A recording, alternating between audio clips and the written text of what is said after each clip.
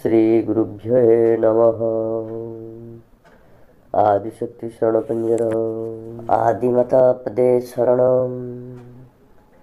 नमो आदिशक्ति कृपा सागरे नमो भवानी महानित्येश्वरी नमो अर्धमात्रा भवमोचने नमो महामाये ब्रह्मरूपिणी नमो जोगमाया प्रकृति रूपा नमो दश महाविद्या स्वरूपा नमो भगवती आदि अपर्णा नमो शाकाम्बरी सर्ववाहना नमो सर्वज्ञान दात्री सारला नमो सर्वदुख हारि मंगला नमो बगला शत्रु संहारिणी नमो कमला धन प्रदायिनी नमो कालिका श्मशान विहारी नमो तारा नृमुंड मालाधारी नमो प्रेम रूपा नमो राधिका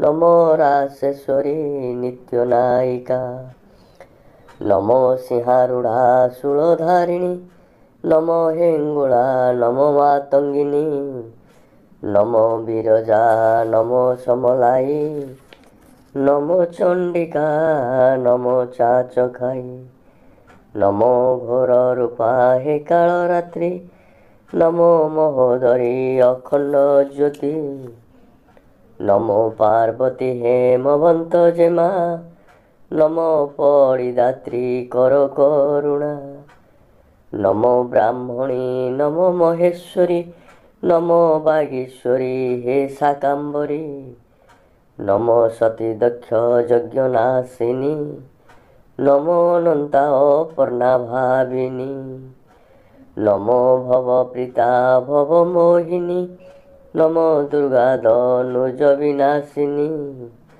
नमो षोडशी त्रिपुर सुंदरी नमो सिद्धदात्री भुवनेश्वरी नमो वैष्णवी गरुड़ वाहना नमो कुमारी काल रात्रि उमा नमो वन दुर्गा जगत माता नमो शुंभ हन्नी अग्नि संभूता नमो यज्ञ रूपा विश्वपालिका नमो मुक्तेश्वरी मुंडमालिका नमो हरचंडी कंकाली रूपा नमो भटारिका सिद्धि स्वरूपा नमो काउरिका माखा हे नमो नमो काम चंडी पदे शरण नमो वरदा सुभद्रा बुद्धिदा नमो प्रौढ़ा नित्याबल प्रदा नमो ज्ञानदात्री वरदायिनी नमो स्वाहा स्वधा ब्रह्मवादिनी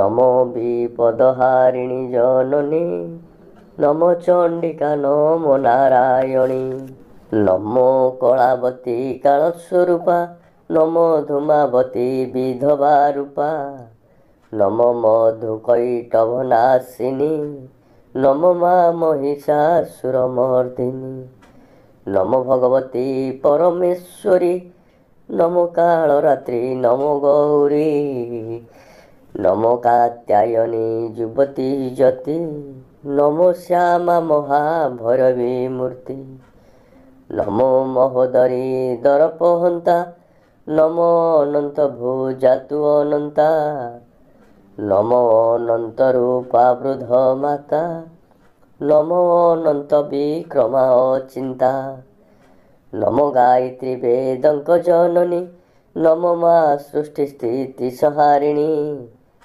नमो सर्वमंत्र जंत्र स्वरूपा नमो अक्षर ब्रह्म पूर्ण रूपा भगवती पदरे शरण सर्वदा सेवे अच्युत धम आदि शरण पंजरटिया आदि मातारा होइब सुदया आदि माता श्रीपरे शरण शरण मूढ़ अच्युत धम आदि शरण पंजर पढ़िब तीन पुर हेले साध्य करिब धन संपत्ति जस वृद्धि हेब अपुत्री जन पुत्र ही पाइब संध्या सकाळे निष्ठारे पढ़िले ग्रह पीड़ा नाश हुई हेले बण जंतु माने जीवे पलाई चौर राज विपद दूर होई ଶତ୍ରୁ ଅହଙ୍କାରୋ ଜୀବ ତରିଣ, ଯେହୁ ନିଷ୍ଠାରେ ପଢ଼େ ନିତ୍ୟ ଦିନ।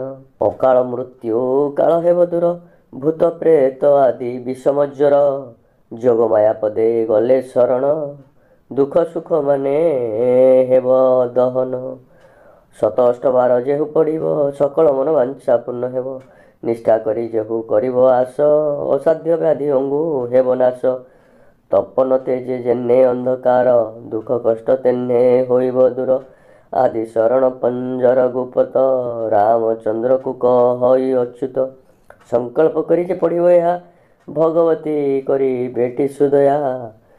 ପଣତ ଘୋଡ଼ାଇ ମାଏ ରଖିବେ, ଅଭିଷ୍ଟ ମାନ ପୂରଣ କରିବେ।